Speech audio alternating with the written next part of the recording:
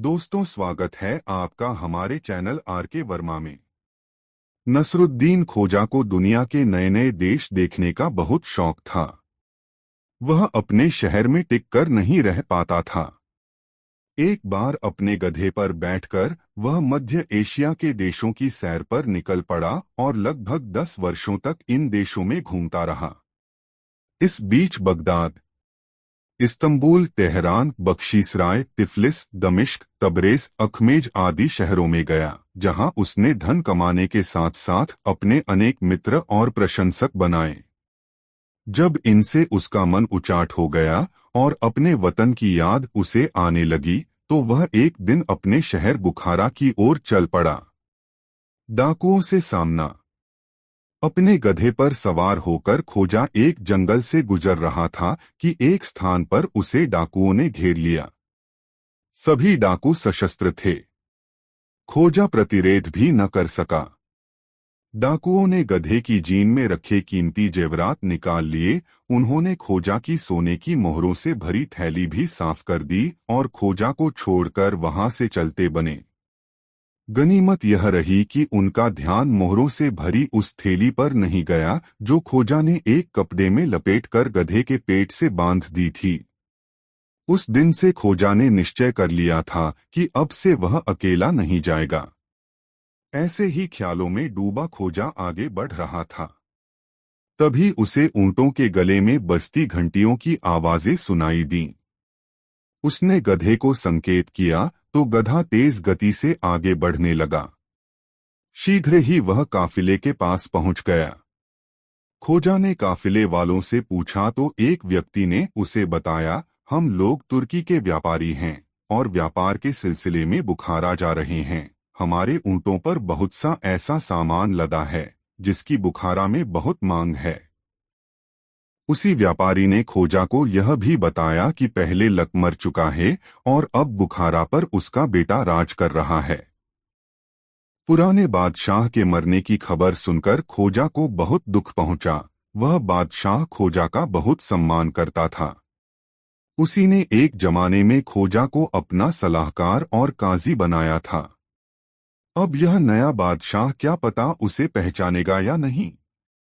काफिला चलता रहा। जहां रात के समय काफिला पड़ाव डालता, खोजा भी वहीं ठहर जाता। काफिले के साथ साथ 2 सशस्त्र पहरेदार थे जो चलते समय चोर डाकुओं से काफिले की हिफाजत करते थे। 3 दिन की यात्रा के बाद शाम के समय वे लोग बुखारा के किले के बाहर जा पहुंचे। किले का पहरेदार अभी फाटक बंद कर ही रहा था कि व्यापारियों का सरदार जोर से चिल्लाया, ठहरो, किले का फाटक बंद मत करना। यह कहकर उसने सिक्कों से भरी एक थैली हाथ ऊंचा करके उसे दिखाई। रुपयों के लालच में पहरेदार ने पूरा फाटक खोल दिया। काफिले के साथ साथ खोजा भी जल्दी से किले में दाखिल हो गया। फाटक के पास एक मोटा सा मुंशी एक रजिस्टर लिए बैठा था। व्यापारियों ने उस आदमी को कर चुकाया और ऊंटों की नकेल थामे आगे बढ़ गए, लेकिन सिपाहियों ने खोजा को रोक लिया। नगर में आने का कर चुकाओ, मोटे मुंशी ने आदेश दिया। कैसा कर भाई? मैं इस नगर में पहली बार थोड़े ही आया हूं। पहले तो यहाँ शहर में आने पर कोई कर नहीं था। खोजा बोला, और फिर मैं यहाँ हमेशा के लिए रहने थोड़ी ही आया हूं। बेकार की दलीलें मत दो। मोटा बोला, जब तुम नगर में आए हो तो कर तो चुकाना ही पड़ेगा। यही बादशाह का आदेश है। मन मार कर खोजा ने कर चुकाया और गधे की ओर मुड़ा तो मोटा फिर बोल पड़ा, इस गधे का कर कौन चुकाएगा? इस गधे को नगर में लाने का भी कर चुकाओ, नहीं तो मैं फाटक खुलवाकर अभी बाहर कर दूंगा। खून के घूंट पीकर खोजा को गधे का कर भी चुकाना पड़ा। अब उसके सामने समस्या थी भोजन और रात को ठहरने की। एक जगह आगे जाने पर उसे एक सराय दिखाई दी। गधे को थपथपाकर वह सराय में घुस गया। उसने सराय वाले को कुछ रुपए दिए और अपने भोजन तथा गधे के लिए घास लाने को कह दिया। सराय के मालिक ने दोनों चीजों का इंतजाम कर दिया। भरपेट भोजन करने के बाद खोजा ऐसा सोया कि फिर अगले दिन सूरज निकलने पर ही उसकी आंखें खुली। वह उठा और गधे पर बैठकर अपने पुश्तैनी घर की ओर चल पड़ा। जब वह अपने घर के बाहर पहुंचा तो यह देखकर उसका दिल रो पड़ा कि उसका शानदार घर खंडहर हो चुका है। समूचे आंगन में खरपतवार उग आई थी। एक कमरा शेष था जिसमें खटखट की आवाज आ रही थी। खोजा उस कमरे में गया तो वहां एक लुहार लोहे की चीजें तैयार करता मिला। खोजा के पूछने पर उसने बताया कि यह घर उसे एक काजी ने दिया था, जो अब नए बादशाह के हुक्म से शहरबदर किया जा चुका है। खोजा के पूछने पर उसी लुहार ने बताया कि इस मकान में रहने वाले पुराने बाशिंदे मर खप चुके हैं। सुना है कि नसरुद्दीन खोजा नाम का उनका एक वारिस था जो अब भी लापता है। अपने परिवार, पिता और पत्नी की ऐसी दर्दनाक हालत की खबर सुनकर खोजा का मन रो उठा, पर वह चुप रहा। चुपचाप अपने गधे पर बैठा और वापस उसी सराय की ओर चल पड़ा जहां उसने रात गुजारी थी। उस दिन से उसने नियम बना लिया। वह हर रोज बादशाह के दरबार में जाता और कोशिश करता कि नया बादशाह उसे पहचान ले। खोजा की मेहनत एक दिन रंग लाई। एक दिन जब वह दरबार में आगे को पंक्ति में बैठा हुआ था तो उसने देखा कि नया बादशाह उसे गौर से देख रहा है। दरबार की बर्खास्तगी के बाद जैसे ही खोजा जाने के लिए उठा, बादशाह ने उंगली के संकेत से उसे अपने पास बुलाया। डरता झिझकता सा खोजा बादशाह के पास पहुंचा और झुककर उसे बंदगी की। तुम खोजा हो? नसरुद्दीन खोजा, बादशाह ने पूछा। जी आलमपनाह, खोजा ने विनम्रता से उत्तर दिया। अरे भाई, कहाँ रहे इतने दिन तक? क्या किसी दूसरे मुल्क में चल गए थे? हाँ आलमपनाह, मैं कई देशों की सैर करने चला गया था, खोजा ने कहा। तुम कल शाम को हमारे महल में आना। तुम कहाँ घूम कर आए हो यह हमें बताना, बादशाह ने कहा। अगले दिन निर्धारित वक्त पर सरोजा बादशाह के महल में पहुंच गया। बादशाह एक ऊंचे सिंहासन पर विराजमान हो गया और खोजा एक छोटी कुर्सी पर बैठा। बादशाह ने पूछा, हमें तुम्हारी यात्रा के बारे में जानने की दिलचस्पी है। हम जानना चाहते हैं कि तुम किन किन मुल्कों में गए। लेकिन यह सब जानने से पहले हम यह जानना चाहते हैं कि क्या तुम हमारे सलाहकार बनना चाहोगे, जैसे कि पहले अब्बा हुजूर के सलाहकार के रूप में काम करते थे। जरूर आलमपनाह, यदि आप मुझे अपने डोरे साया लेते हैं तो आपको खिदमत करके मुझे बहुत खुशी होगी, खोजा बोला। तो समझ लो कि आज से तुम सरकारी मुलाजिम बन गए। तुम्हारे रहने और खाने का इंतजाम राज्य की भोर से कर दिया जाएगा। खोजा को मन मांगी मुराद मिल गई। यही तो वह चाहता था।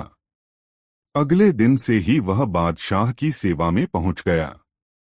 बादशाह जटिल समस्याओं पर उससे परामर्श लेने लगा, साथ ही खोजा के हास्य का आनंद लेने लगा। दिन गुजरते चले गए। एक दिन बादशाह ने खोजा से कहा, कल हम दूर एक जंगल में शिकार खेलने के लिए जा रहे हैं। क्या हमारे साथ चलना चाहोगे, खोजा? बखूबी बादशाह सलामत। आपके अब्बा हुजूर के साथ मैं पहले भी कई बार शिकार पर जा चुका हूं। वे जब भी शिकार करने जाते थे मुझे ही साथ ले जाते थे। तब फिर तैयार रहना, हम दोनों ही चलेंगे। कहते हुए बादशाह उठ खड़ा हुआ। खोजा भी एक फर्शी सलाम करके कक्ष के बाहर निकल आया और अपने निवास स्थान पर चला गया। अगले दिन बहुत सवेरे दोनों अस्त्र शस्त्र साथ लेकर अपने घोड़ों पर बैठ जंगल की ओर चल पड़े। फासला दूर का था, दोनों ने घोड़ों की गति तेज कर दी। दोपहर होने से कुछ ही पहले दोनों जंगल में जा पहुंचे। दोपहर ढलने तक दोनों भटकते रहे, किंतु शिकार के नाम पर एक चिटड्डिया भी हाथ न लगी। दोनों ही थक चुके थे, एक तालाब के किनारे घने वृक्ष की छांव में बैठकर आराम करने लगे। घोड़ों को खुला छोड़ दिया गया ताकि वे भी पानी पीकर घास चरने लगें। अभी उन्हें बैठे हुए ज्यादा देर न हुई थी कि जंगल में से काली काली आकृतियां प्रकट होने लगीं। ये जंगल में रहने वाले आदिवासी थे। इनके हाथों में भाले और तीर कमान थे। उनमें से दो आदिवासियों ने बादशाह और खोजा के घोड़े पकड़े और कूदकर उन पर सवार हो गए। घोड़ों की पीठ पर उन्होंने डंडे जमाए तो घोड़े हवा से बातें करने लगे। शेष आदिवासी तेजी से घोड़ों के पीछे भागने लगे। जब तक बादशाह और खोजा संभलते, आदिवासी जंगल में विलुप्त हो गए। बादशाह और खोजा के चेहरे फीके पड़ गए। फिर बादशाह गुस्से से मुट्ठियां भींचकर बोला, जरा महल में पहुंच जाऊं। फौज भेजकर सारे जंगल की नाकेबंदी करवा दूंगा। चुन चुन कर मरवाऊंगा इन नालायकों को। बस्तियां जलवा दूंगा। वह तो बाद की बात है जहांपना। सूरज डूबने का समय हो रहा है, अब तो यहां से निकलने की फिक्र कीजिए, खोजा ने कहा। दोनों उठे और वापस शहर की दिशा में चल पड़े। कुछ आगे चलकर बादशाह बोला, ऐसे चुपचाप चलने पर तो रास्ता मिलेगा नहीं। तुम विदेशों में घूम कर आए हो, वहां की कोई बात सुनाओ। कुछ न हो तो कोई दिलचस्प कहानी ही सुना दो। मुझे मालूम है तुम्हें बहुत से किस्से याद हैं। मैं जब छोटा था तब तुम अब्बाजान को कहानियां सुनाते थे। यही ठीक भी रहेगा हुजूर। लीजिए, वक्त गुजारने के लिए मैं आपको एक कहानी सुनाता हूँ जो मैंने ईरान के बुजुर्ग से तब सुनी थी जब मैं कुछ दिन उसके यहाँ ठहरा था। दोस्तों, यह कहानी आपको किसी लगी कमेंट में जरूर बताएं। दो गुलजान से मुलाकात बहुत मजेदार कहानी। प्रतीक्षा की घड़ियां जल्दी ही समाप्त हो गईं और वह घड़ी आ पहुंची जब मुल्ला नसरुद्दीन को अमीर के हरम में घुसने का हसीन मौका मिल गया।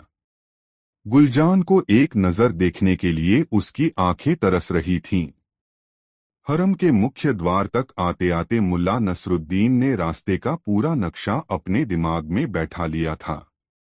पूरे रास्ते में सख्त पहरा था। हिजरा उन्हें लेकर एक कमरे में आया। कमरे के बीचों बीच एक पर्दा लटक रहा था। उस बेशकीमती पर्दे के पीछे गुलजान एक नर्म बिस्तर पर बैठी थी। जीने पर्दे के पार उदास और गुमसुम बैठी गुलजान को मुल्ला नसरुद्दीन साफ साफ देख रहा था।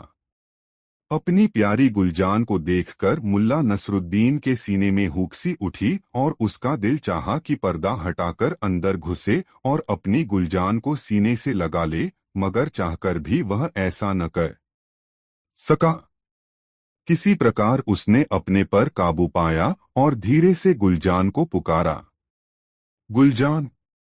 उसकी आवाज सुनते ही गुलजान के मुख से हैरत और दहशत भरी चीख निकल पड़ी।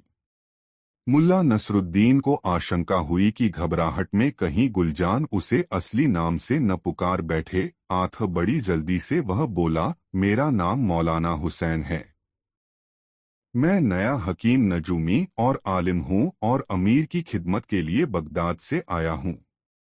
तुम समझ रही हो न गुलजान? मैं बोलते बोलते वह रुका और अमीर की तरफ पलटा। शायद यह मेरी आवाज सुनकर डर गई है। हो सकता है कि अमीर आजम की गैर मौजूदगी में इस हिजड़े ने इसके साथ कोई बदसलूकी की हो। अमीर ने क्रोधित नजरों से हिजड़े को घूरा। हिजड़ा कांपता हुआ जमीन तक झुक गया। दहशत के मारे एक शब्द भी उसके हलक से न फूटा। ए गुलजान! मुल्ला नसरुद्दीन पुनः गुलजान से मुखातिब हुआ, तुम्हारे सिर पर मौत का साया मंडरा रहा है, लेकिन विश्वास रखो कि मैं तुम्हें बचा लूंगा। तुम्हें मुझ पर पूरा भरोसा करना चाहिए। मैं हर परेशानी, मुसीबत और रोग पर काबू पा सकता हूँ। मुल्ला नसरुद्दीन की आवाज वह लाखों में पहचान सकती थी। यह जानकर कि मुल्ला नसरुद्दीन उस तक आ पहुंचा है, उसकी खुशी का ठिकाना न रहा। मगर सावधान भी थी। वह जानती थी कि उसकी कोई भी गलत हरकत मुल्ला नसरुद्दीन का सिर कलम करवा सकती है। आंख बड़ी बारीक और धीमी आवाज में वह बोली, मैं आपकी बातें सुन रही हूँ। मैं आपको जानती हूँ तथा आपका विश्वास करती हूँ। गुलजान, तुम जरा मुझे अपना हाथ दिखाओ ताकि मैं तुम्हारे नाखूनों के रंग से तुम्हारी बीमारी का कारण जान सकूं। धीरे से रेशम का पर्दा हिला और रुई जैसा नाजुक हाथ बाहर आया। मुल्ला नसरुद्दीन ने धीरे से गुलजान का हाथ थाम लिया। सिर्फ उसका हाथ दबाकर ही सांकेतिक भाषा में वह अपने दिल की बात कह सकता है। वह जानता था कि जब उसने उसका हाथ दबाया तो धीरे से गुलजान ने भी उसका हाथ दबा दिया। मुल्ला नसरुद्दीन के दिल में हुक्सी उठी। वह कोई और भी हरकत कर सकता था यदि अमीर उसके कंधे पर न झुका होता। वह बड़े गौर से एक एक हरकत देख रहा था। मुल्ला नसरुद्दीन को अपने कंधे पर उसके सांस लेने की सरसराहट स्पष्ट सुनाई दे रही थी। मुल्ला नसरुद्दीन ने उसकी छोटी उंगली पकड़ ली और गौर से उसका नाखून देखने लगा। उसने चिंतित दृष्टि से अमीर की ओर देखा और गुलजान से पूछा, कहाँ दर्द है गुलजान? दिल में। वह एक लंबी सांस लेकर बोली, मेरा दिल गम और चाहत से लबरेज है। तुम्हारे गम का कारण क्या है? मैं जिससे मोहब्बत करती हूँ उससे जुदा हूँ, मुल्ला नसरुद्दीन ने अमीर के कान में कहा। यह अमीर आजम की जुदाई में बीमार है। यह सुनते ही अमीर का चेहरा खिल उठा। गुलजान पुनः बोली, जिसे मैं दिलोजान से चाहती हूँ वह मुझसे जुदा है। मुझे लगता है कि मेरा प्यार मेरे बिल्कुल करीब है, लेकिन न तो मैं उसे गले ही लगा सकती हूँ और न ही प्यार कर सकती हूँ। हाय, न जाने वह मुबारक घड़ी कब आएगी जब वह प्यार से मुझे अपने गले लगाएगा। मुल्ला नसरुद्दीन ने गहरा आश्चर्य जाहिर किया। या अल्लाह, इतने थोड़े समय में ही शहंशाह ने इनके दिल पर कैसा जादू कर दिया है। वल्लाह, मरहबा। यह सुनकर अमीर की खुशी का कोई ठिकाना न रहा। वह एक जगह खड़े नहीं हो पा रहे थे, बल्कि आस्तीन में मुंह छिपाए पागलों की भांति खींखी करके हंस रहे थे। अमीर की हरकतें देखकर पर्दे के पीछे बैठी गुलजान बड़ी मुश्किल से अपनी हंसी रोक पाई। मुल्ला नसरुद्दीन ने पुनः उसे सांकेतिक भाषा में समझाना शुरू किया। गुलजान, तुम किसी प्रकार की चिंता मत करो। मैं तुम्हें प्रत्येक खतरे से बचा लूंगा। फिलहाल तो अमीर आजम तुम्हारे करीब नहीं आ सकेंगे, क्योंकि मैंने उन्हें आगाह कर दिया है कि सितारों का आदेश है कि वे किसी औरत का नकाब न उल्टे। लेकिन इसके बावजूद तुम्हारी खुशी का दिन निकट ही है। सितारे धीरे धीरे अपना अंदाज बदल रहे हैं। तुम समझ रही हो न गुलजान? सितारे शीघ्र ही मुबारक होंगे और तुम अपने प्यारे, अपने सपनों के शहजादे की बाहों में होगी। मैं जिस रोज तुम्हें दवा भेजूंगा उससे अगले रोज तुम्हारी खुशी का दिन होगा। हाँ, दवा पीने के अगले रोज तुम तैयार रहना अपने दामन में खुशियां भरने के लिए। गुलजान से यह खुशी बर्दाश्त नहीं हो पा रही थी। वह कभी रोती कभी हंसती।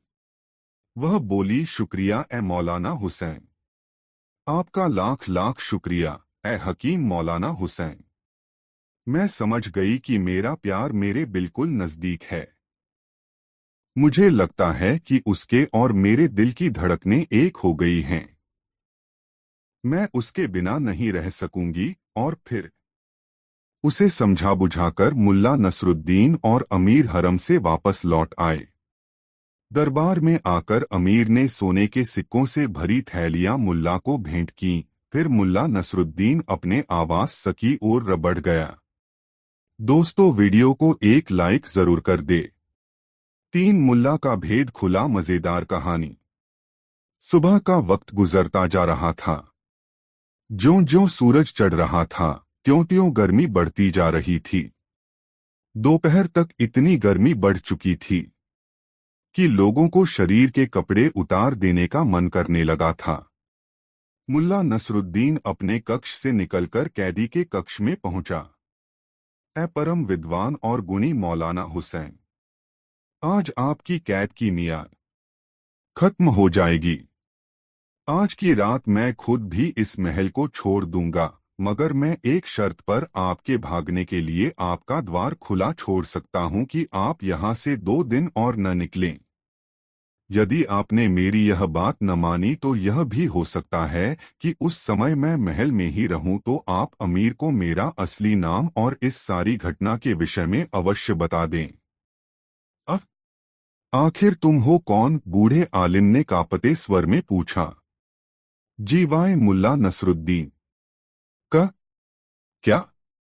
मुल्ला नसरुद्दीन बूढ़ा आलिम इस प्रकार हड़बड़ाकर पीछे हटा मानो उसका पांव जलते तवे पर पड़ गया हो। वह फटीफटी आश्चर्य और दहशत भरी नजरों से मुल्ला नसरुद्दीन का चेहरा देखता रह गया। आतंक की हालत यह थी कि भय के मारे उसकी घिघी बंध गई, मुंह से आवाज तक नहीं निकली। मुल्ला नसरुद्दीन ने अब अधिक देर वहां रुकना मुनासिब न समझा। वह आहिस्ता से कक्ष से बाहर आ गया।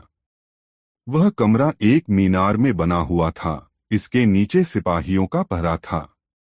मुल्ला नसरुद्दीन के जाते ही बूढ़े आलिम ने अपने द्वार की सांकल बंद कर ली और होंठों ही होंठों में बड़बड़ाया, नहीं नहीं, मेरा मुल्ला नसरुद्दीन से कोई वास्ता ही नहीं है। चाहे मुझे यहाँ 1 महीना कैद रहना पड़े, मगर मैं चुप रहूंगा, बिल्कुल चुप। यह मुल्ला नसरुद्दीन इंसान नहीं, शैतान है। दोस्तों, वीडियो को एक लाइक जरूर कर दे। 3 मौलाना हुसैन बने नसरुद्दीन। नई मजेदार कहानी। लड़ाई लगभग शांत हो चुकी थी। अधिकांश नागरिक अपने अपने घरों में जा चुके थे। सैनिक बाजार के चप्पे चप्पे पर फैल चुके थे। बहुत से लोग गिरफ्तार हुए थे। अधिकांश बाजार बंद हो चुका था। इक्का दुक्का छोटी मोटी दुकानें ही खुली हुई थीं। उधर अमीर ने दरबार की आपातकालीन सभा बुलाई हुई थी। मरघट जैसा सन्नाटा सभा में छाया हुआ था। हर छोटा बड़ा अधिकारी वहां मौजूद था, मगर सभी के चेहरों पर डर, दहशत और आशंका के साए लहरा रहे थे। अमीर अपने शानदार तख्त के सामने पीठ पर दोनों हाथ बांधे बड़ी बेचैनी से चहलकदमी कर रहे थे। एक ओर प्रधानमंत्री बख्तियार और अरसला बेग खड़े थे। उन दोनों के चेहरों पर फटकार सी बरस रही थी।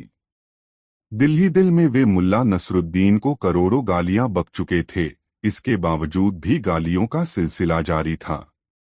एकाएक अमीर रुके और सब पर एक दृष्टि डालकर बोले, यहाँ जो भी कुछ हुआ या हो रहा है, सब आप लोगों के सामने है। अब आप लोगों की क्या राय है? इस मुसीबत से कैसे छुटकारा पाया जाए, यह सवाल हम पहली बार नहीं कर रहे हैं। सब मौन थे, कोई कुछ न बोला। सब सिर झुकाए बैठे रहे। उन्हें खामोश देखकर एकाएक अमीर की मुखमुद्रा बदल गई। उनके चेहरे पर भूकंप के से भाव दिखाई देने लगे।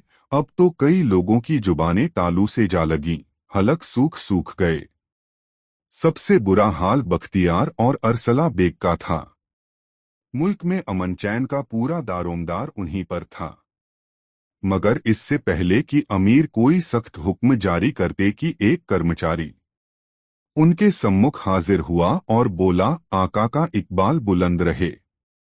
महल के फाटक पर एक अजनबी आया हुआ है जो खुद को बगदाद का आलिम मौलाना हुसैन बताता है। उसका कहना है कि मौलाना हुसैन। अमीर ने उसकी पूरी बात सुने बिना ही हुक्म दंदनाया, उन्हें अदब के साथ भीतर लाया जाए। कर्मचारी चला गया। अमीर के चेहरे का तनाव तेजी से कम होने लगा। उनके चेहरे पर विश्वास के ऐसे चिन्ह दिखाई देने लगे मानो अब उनकी सारी परेशानियां दूर होने वाली हों। कुछ देर बाद आलिम मौलाना हुसैन लगभग दौड़ता हुआ दरबार में आया। ऐ मेरे आका, इस जगत के चांद सूरज, दुनिया के सरताज, अमीर आजम, यह गुलाम आपके लिए दुआ करता हुआ रात दिन सफर करके एक बड़े खतरे से आगाह करने आया है।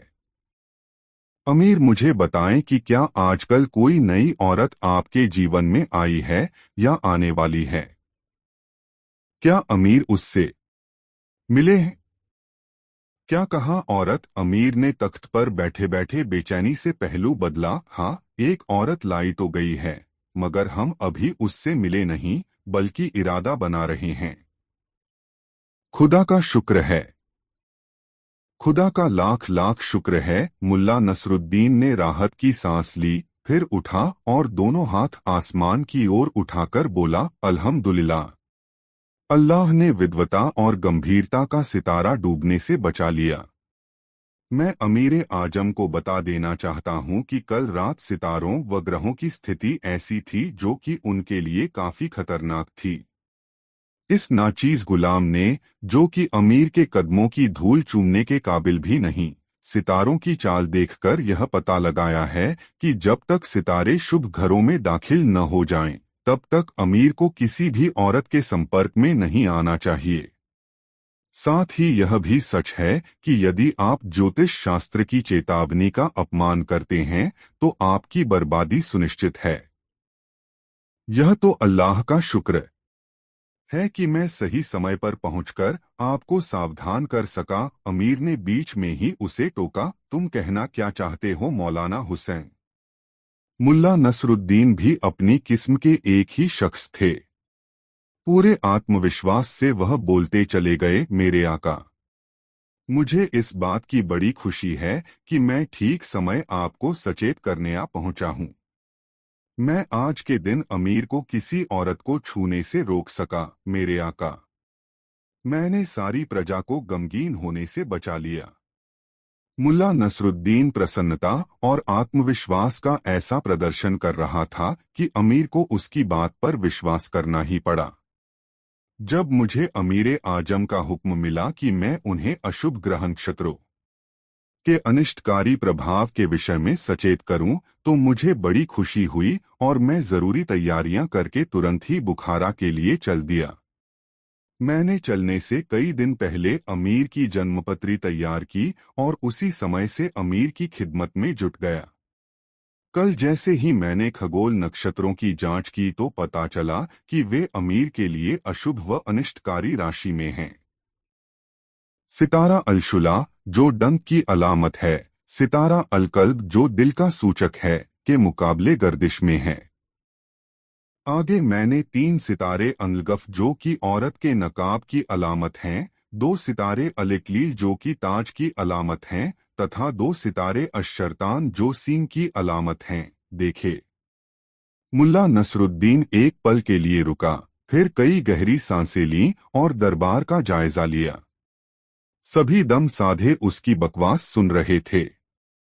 वह धारा प्रवाह इस प्रकार बोले जा रहा था मानो बहुत बड़ा आलिम हो। मैंने मंगल को देखा, जो मंगल ग्रह का दिन है, तथा यह दिन शुक्रवार के खिलाफ बड़े लोगों व अजीम शख्सियतों की मौत का सूचक है। अमीरों के लिए बड़ी ही बदशगुनी का प्रतीक है। यह सब बुर्ज और रास देखकर मैं समझ गया कि ताजपोश अमीर की मौत के डंक का खतरा बना रहेगा यदि वह किसी औरत के नकाब को छुएगा। आठ मेरे आका, मैं आपको सावधान करने की गर्ज से फौरन भागा चला आया। मैंने रात दिन दौड़ाकर 2 ऊंट मार डाले, बाद में मैं बाकी रास्ता पैदल तय करके यहाँ पहुंचा हूँ। अमीर अत्यधिक प्रभावित दिखाई देने लगे। वह बोले, मौलाना हुसैन, क्या यह सच है कि माँ दौलत पर इतना भारी खतरा मंडराया हुआ है? क्या यह बात तुम दावे से कह सकते हो? कहीं तुमसे कोई गलती तो नहीं हुई? गलती और मुझसे? तौबा तौबा हुजूरे आली। बगदाद से बुखारा तक आप एक भी शख्स ऐसा नहीं गिना सकते जो इलाज करने में या सितारों के विषय में मुझसे ज्यादा जानता हो या जो मेरी बराबरी कर सके। ए अमीर आजम, आप अपने आलिमों से मालूम कर लें कि जन्मपत्री में मैंने सितारों को ठीक ठीक बताया है या नहीं। उनके प्रभाव की खोज ठीक से की है या नहीं? अमीर ने टेढ़ी गर्दन वाले आलिम की ओर देखा। वह बामुश्किल अपने स्थान से उठा और बोला, ज्योतिष विद्या में अद्वितीय मेरे साथी मौलाना हुसैन ने सितारों को सही से नामांकित किया है। इससे सिद्ध होता है कि इनके इल्म पर संदेह नहीं किया जा सकता। यहाँ तक तो ठीक था, मगर इससे आगे उस टेढ़ी गर्दन वाले ने जो कुछ भी कहा, उसमें मुल्ला नसरुद्दीन को बदनीयती और जलन की बू आ रही थी। वह कह रहा था, विद्वता में सर्वोपरि मौलाना हुसैन साहब ने अमीरे आजम को चांद की 16वीं मंजिल के विषय में तथा उन राशियों के बारे में क्यों नहीं बताया जिनमें वह मंजिल आती है, क्योंकि कैफियतों के बिना यह कहना व्यर्थ है कि मंगल का दिन अजीम शख्सियतों की मौत का दिन है। इनमें ताजपोश भी शामिल है। मंगल ग्रह की मंजिल एक राशि में है, उरुज दूसरे में, ठहराव तीसरे में तथा उतार चौथे में। इसी प्रकार मंगल ग्रह के एक नहीं 4 घर हैं, लेकिन विद्वान मौलाना हुसैन साहब ने एक ही दर्शाया है। अपनी बात कहकर आलिम खतरनाक अंदाज में मुस्कराया। दरबारी लोग आपस में कानाफूसी करने लगे।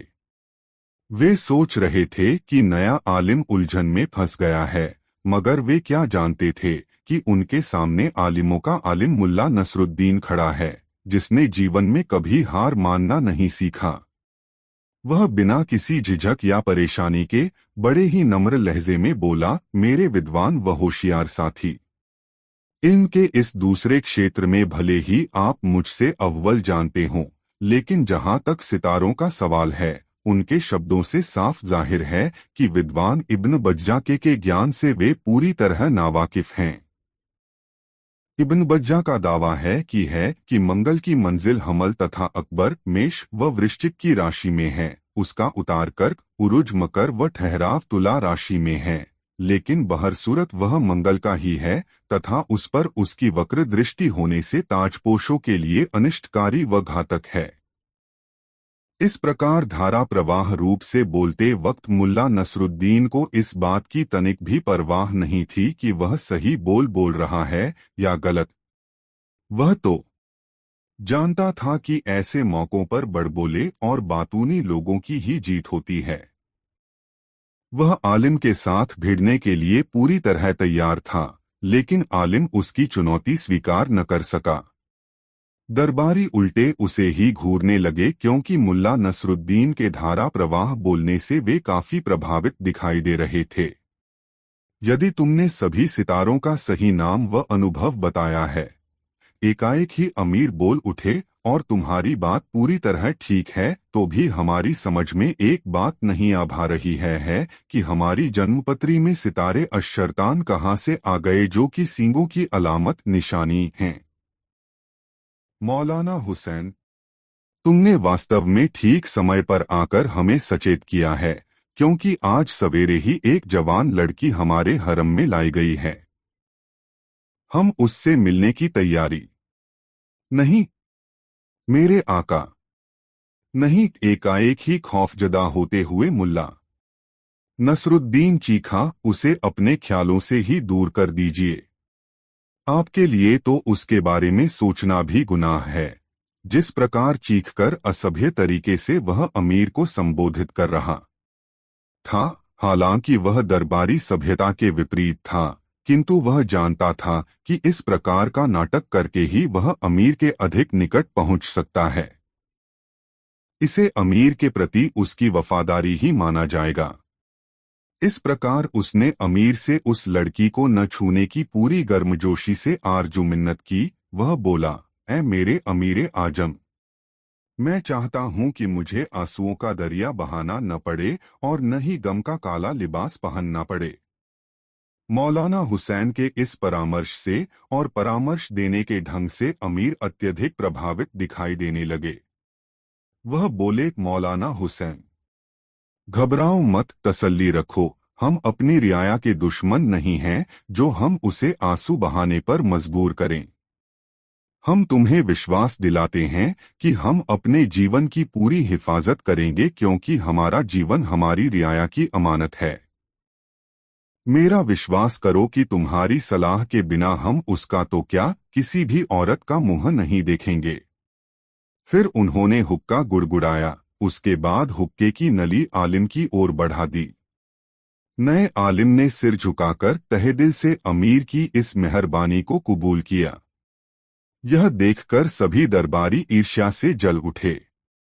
प्रधानमंत्री बख्तियार और सेनापति अरसला बेग तो ऐसा महसूस कर रहे थे जैसे उन्हें भरे दरबार में नंगा कर दिया गया हो।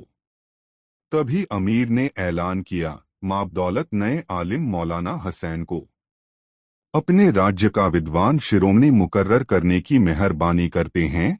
उनकी विद्वता तथा ज्ञान, साथ ही माबदौलत के प्रति वफादारी लोगों के लिए मिसाल है। अमीर बोलते जा रहे थे और दरबार के मुहर्रिर तेजी से रजिस्टरों पर अपनी कलम चला रहे थे। फिर अमीर ने सभी दरबारियों को संबोधित किया, जहां तक तुम लोगों का सवाल है, माबदौलत अपनी सख्त नाराजगी जाहिर करते हैं। इसका सबसे बड़ा कारण यह है कि मुल्ला नसरुद्दीन द्वारा फैलाए गए खतरों के अतिरिक्त भी माबदौलत के सिर पर मौत का खतरा मंडरा रहा था, जिसकी तरफ तुम में से किसी ने भी उंगली उठाई। मौलाना ना हुसैन, जरा इन न मुखों के इन मुखा चेहरे तो देखो, बिल्कुल गधे नजर आते हैं। वास्तव में पूरी दुनिया में किसी भी बादशाह ने ऐसे लापरवाह मंत्री न रखे होंगे। मौका अच्छा था। मुल्ला नसरुद्दीन ने फौरन आग में घी डाला। आप बिल्कुल ठीक कहते हैं आलमपना। मैं तो यह भी कहना चाहता हूं कि इन मुखों के चेहरों पर नेकी और ईमानदारी की झलक भी दिखाई नहीं देती।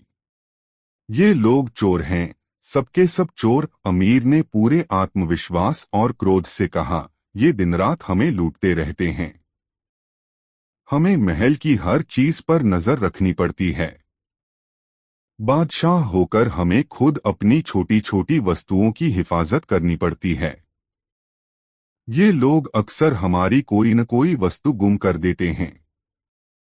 आज सुबह ही हम अपना रूमाल बाग में भूल आए। मौलाना हुसैन, हमें बताते हुए बड़ी शर्म आ रही है कि आधा घंटा भी नहीं लगा इन्हें वह रूमाल गायब करने में। तुम तो समझ ही गए होगे न मौलाना कि आखिर यह गंदी और गिरी हुई हरकत किसने की होगी। अमीर बोल रहे थे और मुल्ला नसरुद्दीन की पैनी नजरें दरबारियों पर थिरक रही थीं। रूमाल का जिक्र आते ही उसने टेढ़ी गर्दन वाले आलिम को नजरें चुराते देखा। फिर उसने बड़ी सफाई से अपने लिबास की दाहिनी जेब दबाई। मुल्ला नसरुद्दीन की पारखी नजरों से उसकी यह हरकत छुप न सकी। वह बड़ी तसल्ली से अपने स्थान से उठा। धीरे धीरे चलता हुआ आलिम के पास पहुंचा। फिर बड़ी सफाई से उसके लिबास की जेब में हाथ डालकर उसने वह रूमाल खींच लिया जो सोने के तारों से कढ़ा हुआ था। अमीर आजम, क्या इसी रूमाल के खो जाने पर आप दुखी हैं? यह देखकर आश्चर्य और भय के मारे सभी दरबारी सत्ते में आ गए। नया आलिम वास्तव में ही खतरनाक प्रतिद्वंद्वी सिद्ध हो रहा था। यह टेढ़ी गर्दन वाला वही आलिम था जिसने मुल्ला नसरुद्दीन का विरोध किया था और अब पहले ही झटके में मुल्ला नसरुद्दीन ने उसे तबाह कर दिया। उसका भांडा फूट चुका था। यह सब देखकर भय के मारे सभी अधिकारियों के दिल बैठे जा रहे थे।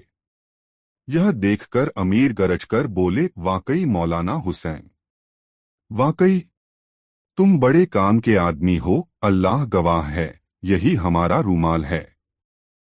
तुम कमाल के आदमी हो मौलाना हुसैन। फिर वह दरबारियों की ओर पलटे, आखिर तुम रंगे हाथों पकड़े ही गए। तुम लोगों ने हमारा बड़ा नुकसान किया है, मगर अब एक धागा भी तुम लोग नहीं चुरा पाओगे। जहां तक इस गंदे चोर का सवाल है, इसके पूरे शरीर के बाल नोचकर इसके तलवों में 100 बेंत मारे जाएं। इसे नंगा करके उल्टा गधे पर बैठाया जाए तथा चोर चोर कहते हुए इसे सारे शहर में घुमाया जाए।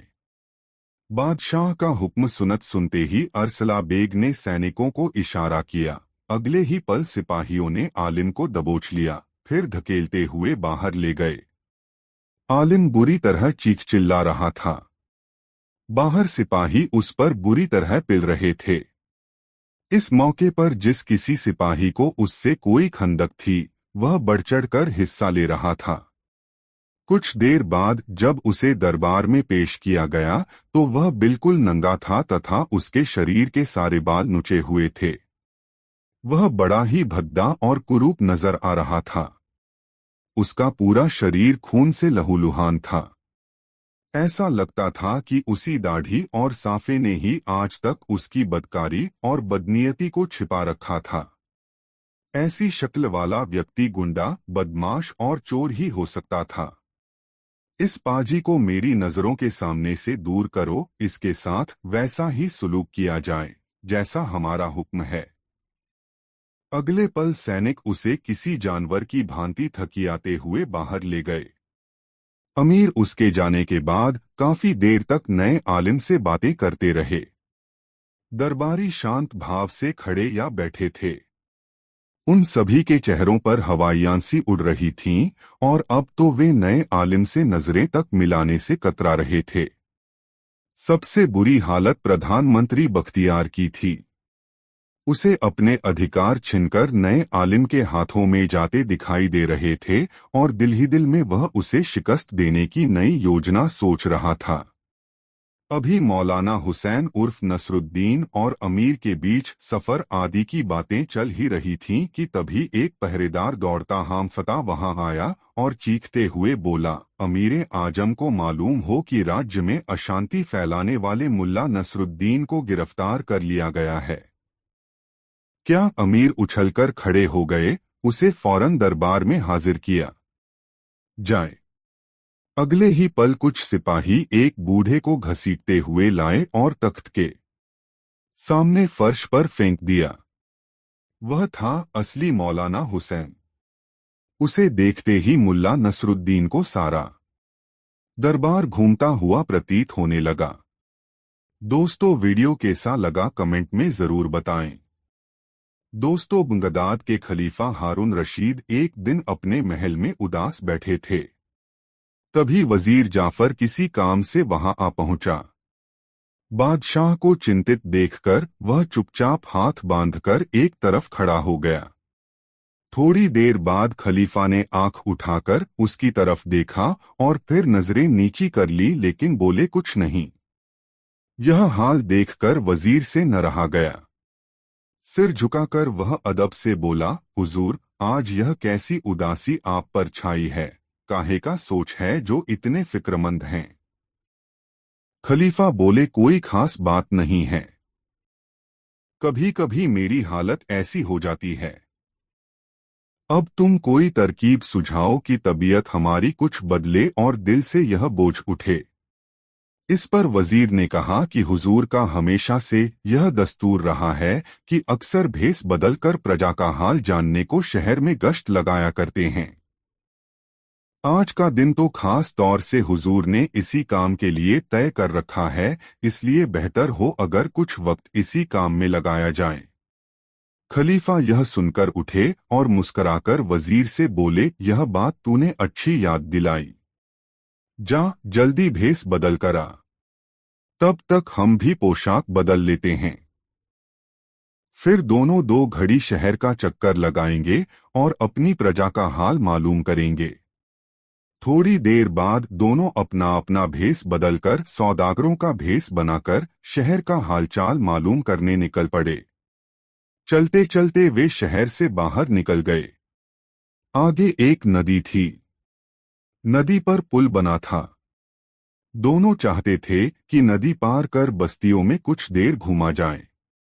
तभी पुल के नुक्कड़ पर बैठे एक अंधे फकीर की आवाज उनके कानों में पड़ी। दोनों रुक गए। फिर फकीर ने आवाज लगाई, ओ जाने वालों, अल्लाह के नाम पर इस अंधे फकीर को भी कुछ देते जाओ। खलीफा ने अपनी जेब से एक अशर्फी निकाली और उसके हाथ पर रख दी। इस पर अंधे ने खलीफा का हाथ पकड़कर कहा, ऐ मेरे दाता, यह खैरात देकर तूने इस अंधे पर बड़ा एहसान किया। अब एक और मेहरबानी कर दो। खलीफा ने पूछा, वह क्या? फकौर बोला, एक धौल मेरे सिर पर लगा कि मैं इसी सजा के लायक हूं, बल्कि इससे भी ज्यादा के। और यह कहकर उसने खलीफा का हाथ छोड़कर उसका दामन पकड़ लिया। खलीफा अंधे की इस हरकत पर बड़े हैरान हुए। बोले, ए भले आदमी, तेरे सिर पर धौल लगाकर अपनी खैरात के पुण्य को क्यों नष्ट करूं? भला यह कोई बात हुई?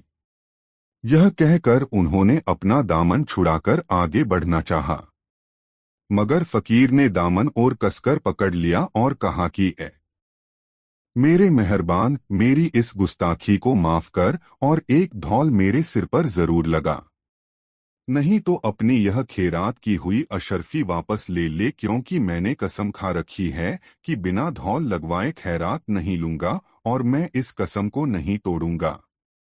अब खलीफा क्या करते? मजबूर होकर आहिस्ता से एक धौल उस अंधे के सिर पर मारा और वजीर को आगे बढ़ने का इशारा किया। अंधे ने खलीफा का दामन छोड़ दिया और दोनों हाथ उठाकर उन्हें दुआ दी।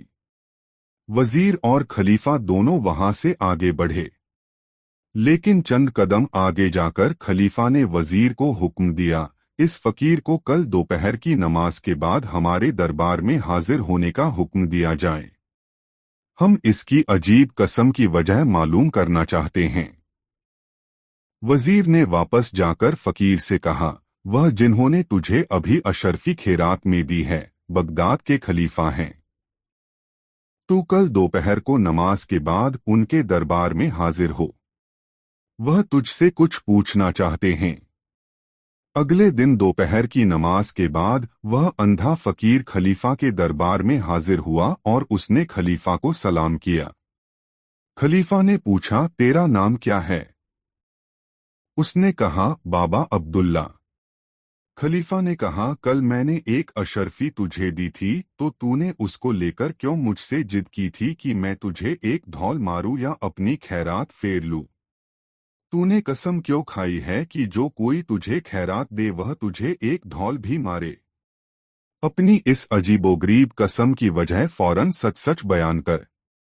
खलीफा का यह हुक्म सुनकर बाबा अब्दुल्ला ने अपने सिर को जमीन तक झुकाया और फिर अदब से हाथ बांधकर बोला, हुजूर, पहले मेरी गुस्ताखी जो कल मैंने बेपहचाने आपके हुजूर में की थी, माफ करें और फिर मेरी दास्तान सुनें।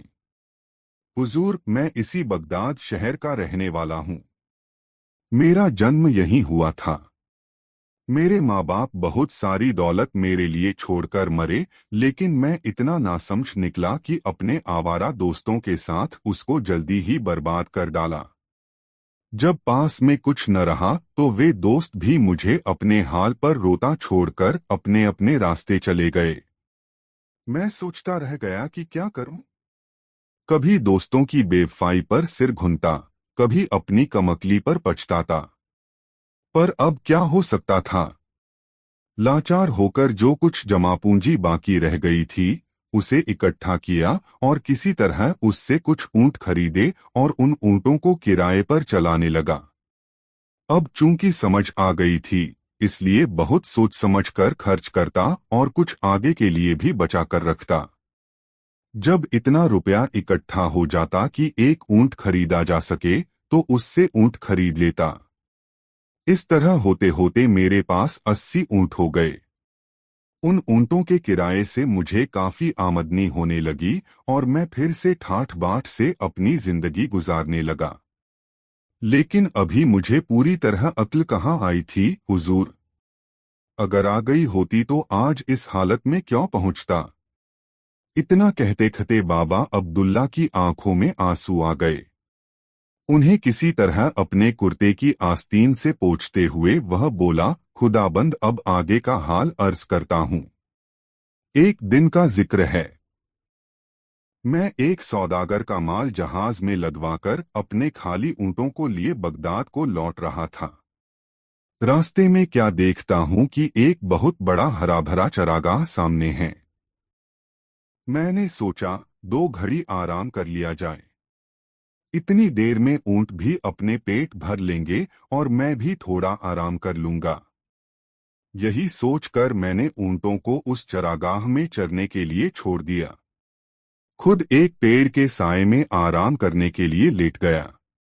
इतने में एक फकीर जो बगदाद से पैदल चला आ रहा था वहां आ पहुंचा। वह उसी पेड़ के नीचे आकर मेरे पास बैठ गया। हम दोनों में दुआ सलाम हुई। फिर आपस में बातचीत होने लगी। थोड़ी देर बाद मैंने खाना निकाला, खुद खाया और फकीर को खिलाया। फकीर इस पर बहुत खुश हुआ और बोला, यहाँ से बहुत ही नजदीक एक जगह है, वहां पर एक छिपा खजाना है जिसमें बेशुमार दौलत है। इतनी बेशुमार कि अगर तुम उससे अपने सारे ऊंट भी भर लो तो भी ऐसा लगे कि खजाना ज्यों का त्यों है। यह सुनकर मैं बहुत खुश हुआ और फकीर से बोला, आप तो फकीर हैं, खुदा से लो लगाए हैं, इसलिए दुनिया की दौलत से आपको क्या लेना देना, लेकिन मैं हूं दुनियादार आदमी। मेहरबानी करके मुझे उस खजाने का अतापता बता दीजिए, मैं अपने ऊंटों को वहां ले जाऊंगा। अगर आपका जी चाहे तो आप भी दौलत से लदा एक ऊंट ले लेना, मैं खुशी खुशी आपको भेंट कर दूंगा। मैंने हुजूर यह बात कहने को तो कह दी, लेकिन मेरा मन भीतर से मुझे कोस रहा था कि एक ऊंट बिना वजह इस फकीर को देने का वादा किया, यह उसका क्या करेगा। लेकिन वह फकीर भी एक ही था। बोला, वाह, एक ऊंट के ये मैं तुम्हें इतने कीमती और बड़े खजाने का पता क्यों बतलाऊं। हाँ, एक सूरत में उस खजाने का पता बता सकता हूं कि तुम सब ऊंट मेरे साथ ले चलो, उस खजाने से उन्हें भर लाएंगे। फिर उन 80 ऊंटों में से आधे तुम्हारे आधे हमारे। अगर मेरी यह शर्त तुम्हें मंजूर नहीं तो तुम अपनी राह लगो और मैं अपना रास्ता पकड़ता हूं। इस पर मैंने सोचा, 40 ऊंटों पर लदा हुआ खजाना भी क्या कम है, मेरी आने वाली 7 पुश्तों को काफी होगा। सो फौरन राजी हो गया और ऊंटों को लेकर उसके साथ चल पड़ा। थोड़ा सफर करने के बाद हम दोनों एक पहाड़ के दर्रे में पहुंचे जिसकी राह बहुत तंग थी, इसलिए ऊंटों को कतार बांधकर वहां से ले जाना पड़ा। थोड़ा आगे जाकर उस फकीर ने मुझसे कहा, अब तुम यहीं पर ऊंटों को बिठाकर मेरे साथ आओ। मैं उन सबको वहीं बिठाकर उनके साथ हो लिया। फकीर ने थोड़ी लकड़ियां जमा करके एक पत्थरी और लोहे का टुकड़ा अपने पास से निकालकर आग पैदा की और उनको जलाया। फिर आग पर कोई खुशबूदार चीज डालकर कुछ मंत्र पढ़े जिन्हें मैं कतई न समझ सका। मंत्रों के पढ़ते ही आग से गहरा धुआं उठा और ऊपर जाकर फट गया। अब जहां वह धुआं फटा था वहां एक टीला नजर आने लगा जो पहले दिखाई नहीं पड़ता था। फिर मेरे देखते देखते हमारी जगह से उस टीले तक एक रास्ता सा बन गया। गौर से देखा तो पाया कि वह रास्ता टीले के ऊपर एक बड़े मकान के दरवाजे तक जाता था। दरवाजा उस वक्त खुला हुआ था। हम दोनों ऊंटों समेत उस मकान में पहुंचे। भीतर जाकर देखा कि बेशुमार दौलत, अशरफियां, हीरे जवाहरात और सोने चांदी के रूप में वहां बड़े बड़े ढेरों में सजाकर रखी हुई हैं। बस फिर क्या था, हम दोनों ने उस धन को ऊंटों पर लादना शुरू किया और बहुत देर की मेहनत के बाद हम सब ऊंटों को हीरों और अशरफियों से भरकर बाहर लाए। खजाने का दरवाजा बंद किया और चलने का इरादा करने लगे, लेकिन तभी वह फकौर उस खजाने का दरवाजा खोलकर एक बार फिर उसके भीतर गया और वहां से एक संदूक में से एक लकड़ी की डिबिया निकालकर लाया और मुझे दिखाकर उसने वह डिबिया अपनी जेब में रख ली। फिर हम उन ऊंटों को आधे आधे बांटकर उस पहाड़ी दर्र से बाहर निकले। थोड़ी दूर आगे जाकर एक दूसरे से जुदा हुए। फकीर अपनी राह पर आगे बढ़ा और मैं बगदाद के लिए रवाना हुआ। चलते वक्त मैंने उस फकीर का बहुत बहुत शुक्रिया अदा किया कि उसकी मेहरबानी से मुझे इतनी दौलत मिली, लेकिन अभी मैं चंद कदम ही आगे बढ़ा होऊंगा कि मुझ पर शैतान सवार हो गया। मेरे दिल में लालच ने सिर उठाया और कहा कि यह फकीर जिसके आगे पीछे दुनिया में कोई नहीं, इतनी दौलत का क्या करेगा। उल्टे इतनी दौलत और इतने ऊने की सार संभाल में इसका सारा वक्त लगने लगेगा। फिर यह खुदा को किस वक्त याद किया करेगा। यह सोचकर मैं वापस मुड़ा और उस फकीर को आवाज लगाई। फकीर मेरी आवाज सुनकर रुक गया। नजदीक पहुंचकर मैंने उससे कहा, बाबा आप तो फकीर हैं, आप इतने धन दौलत का क्या करेंगे? फिर आपको इतने ऊंटों की देखभाल करने में भी तकलीफ होगी। इससे बेहतर है कि मुझे 10 ऊंट और दे दो। इस पर वह फकीर बोला कि भैया, सच कहता है कि इतने ऊंटों को रखना मेरे बस का नहीं। तू जितने इनमें से लेना चाहे ले ले। लेकिन मेरे मुंह से तो 10 की बात निकली थी, सो मैं 10 ही लेकर वापस हो लिया। लेकिन तभी ख्याल आया कि जब इस फकीर ने 10 ऊंट बिना किसी मलाल के दे दिए तो 10 उससे और मांग लेने चाहिए। यह सोचकर मैं फिर उस फकीर के पास गया और कहा, बाबा आप 30 ऊंटों का भी क्या करेंगे? 10 मुझे और दे दो। इस पर फकीर बोला, अच्छा भाई तेरी मर्जी है तो इनमें से 10 और ले लो। मेरे लिए 20 ऊंट बहुत हैं। मैं इस फकीर के हिस्से में से 10 ऊंट और लेकर चला। लेकिन मेरे ऊपर तो लालच का भूत सवार था। थोड़ी दूर आगे बढ़कर फिर मेरे दिल में ख्याल आया कि 20 ऊंटों का भी वह फकीर क्या करेगा। 10 और मांग लेने चाहिए। मैं फिर उसके पास पहुंचा और 10 ऊंट उससे और ले लिए, लेकिन फिर भी मेरा लोभ नहीं मिटा। मैं फिर वापस लौट आया और दमदिलासा देकर उसके पास से बाकी के सभी 10 ऊंट भी ले लिए। फकीर ने भी सबके सब ऊंट मुझे हंसी खुशी दे दिए और खाली हाथ वह अपनी राह चलने लगा। लेकिन मेरे सिर पर तो शामत सवार थी। शैतान ने मेरी मति हर ली थी। लोभ ने मेरे दिल में घर कर लिया था। सो हुजूर, मैं किस्मत का मारा इतनी दौलत पर भी संतोष न कर सका। इतना कहते कहते बाबा अब्दुल्ला का गला भर आया और डबड़बाई अंधी आंखों को पगड़ी के छोर से पहुंचकर वह फकीर आगे बोला, हुजूर पता नहीं उस दिन मेरे सिर पर कौन सी बला सवार थी। थोड़ी दूर जाकर मेरे दिल में अचानक ख्याल आया कि वह डिबिया जो फकीर ने मुझे दिखाकर अपनी जेब में रख ली थी, वह तो फकीर के पास ही रह गई। पता नहीं उसके भीतर के मरहम में क्या खूबी है, उसे भी उस फकीर से मांग लेना चाहिए। वह उसका क्या करेगा? आखिर मैंने वापस जाकर उस फकीर से कहा, तुम उस डिबिया को जिसमें मरहम है अपने पास रखकर क्या करोगे? उसे भी मुझे दे दो। फकीर ने उसे देने से इनकार कर दिया। इस पर उसे पाने की इच्छा मेरे मन में और बलवती हुई। मैंने मन ही मन सोचा कि अगर यह फकीर उस डिबिया को राजी खुशी नहीं देता तो उसे जबरदस्ती छीन लूंगा। शायद फकीर ने मेरे मन की बात भांप ली। उसने उस डिबिया को अपनी जेब से निकाला और मुझे देकर कहा, अगर तेरी खुशी इसी को लेने में है तो यह भी हाजिर है, मगर ध्यान से सुन, तुझे इस मरहम की तासीर बताए देता हूँ। यह सुनकर मैं बहुत खुश हुआ। झट डिबिया उसके हाथ से लपककर अपनी जेब के हवाले करके बोला, हाँ बाबा, मेरे ऊपर आपने जब इतनी मेहरबानी की है तब यह आखिरी मेहरबानी और कर दो। मैं सारी उम्र आपका एहसानमंद रहूंगा। बताओ मरहम की तासीर क्या है? इस पर फकीर ने उस मरहम की यह तासीर बताई कि अगर इसको बाईं आंख बंद करके पलक के ऊपर लगाओ तो दुनिया में जितने खजाने जहां जहां छिपे पड़े हैं सब नजर आने लगेंगे, और अगर इसी मरहम को दाईं आंख पर लगाओ तो तुम दोनों आंखों से अंधे हो जाओगे। उस फकीर की यह बात सुनकर मैंने वह डिबिया उसे देकर कहा, जरा इसे मेरी बाईं आंख पर लगाकर दिखाओ ताकि आपकी बात को सच्चाई का पता चले। बस मैंने अपनी बाईं आंख बंद कर ली। फकीर ने वह मरहम उसकी पलक पर लगा दिया और लो कमाल हो गया। सारी दुनिया के खजाने नजर आने लगे।